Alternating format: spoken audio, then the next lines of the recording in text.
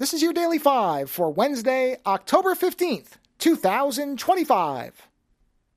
Over the weekend, I decided to take a chance on a newer horror film because most of the movies I watch that are horror films, they tend to be older, usually before 1990. That tends to be where I like to watch my horror films, is kind of the older stuff. But I don't like to just rule out anything newer.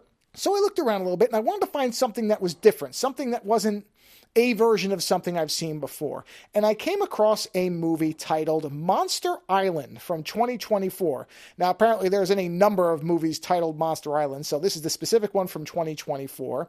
And it is essentially an updated take on the creature from the Black Lagoon. It's set in World War II and centers around a small island where a pair of soldiers from the war who are on different sides of the battlefield end up, so a little bit of enemy mine there for you too, and very quickly realize that the island they're on is not uninhabited, but in fact is populated by at least one mer-monster.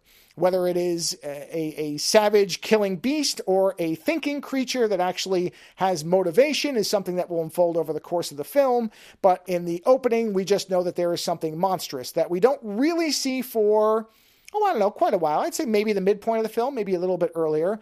And so these two former enemies must now work together, again, enemy mine, to combat a very violent and possibly antagonistic creature that may or may not be a xenomorph-style killing machine with no discretion, or might have something else going on.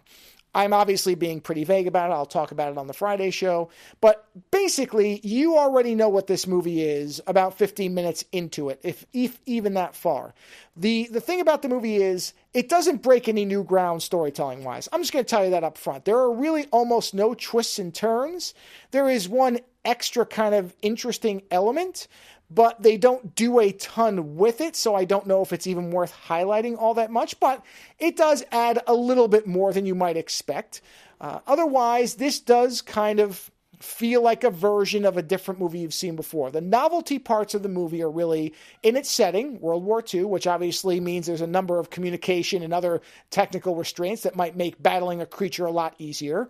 Also, the idea that this is a mer creature, a water-based, again, creature from the Black Lagoon style enemy, or creature, I should say. In a suit, it is not CGI as many people bafflingly think it is. I don't know what they were looking at, or have they just become so, I guess, immune to anything that's not CG that they didn't realize this was a person in a suit? Because in all but one shot that I could tell, it is clearly somebody in a suit, and that's what makes it actually a lot better than most other films that do rely on CG. Also, the novelty of the fact that it is a water-based creature. We just don't have a lot of this stuff. I mean, I was struggling to think, compared to something like zombies, of which there are no end of movies all the time. Vampires, no end of movies. Even the Wolfman has more to do, and the Mummy, frankly, has had more recent reboots, updates, attempts than the creature from the Black Lagoon, which is strange to me.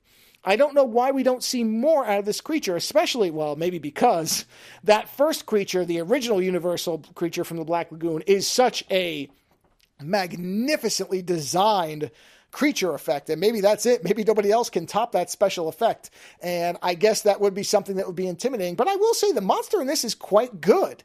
Again, you don't get a really clear look at it for most of the movie, but once you do get to see it in kind of, I think there's several shots where you see the entire creature. It's well done. It has good articulation. You know, you can see here and there that it's a person in a suit. It's not going to be completely obvious, you will not be oblivious to the fact entirely that this is a person in a suit. But honestly, that adds the weight to it. That makes it more impactful when this creature is moving and swinging at people and doing what it does. So it's not a movie that I think most people would revisit. I don't want to oversell it too much. This is definitely, for me anyway, a one and done. But you know what? I realized after I watched it that I was really glad that I got to see a modern version of this creature, because we just don't get a lot of it anymore. So even if the movie itself is fairly paint by numbers, it's still a very good time. It's got an interesting setting that it uses to some effect, not as much as it probably could have, but to some effect. And the creature effect is great, and a creature we don't see often. So for those reasons alone, I would, for anybody who's a horror fan and wants to see something again that you haven't seen a million times before, I would recommend 2024's Monster Island. It's a fun time with a creature we don't get to see enough of. Later.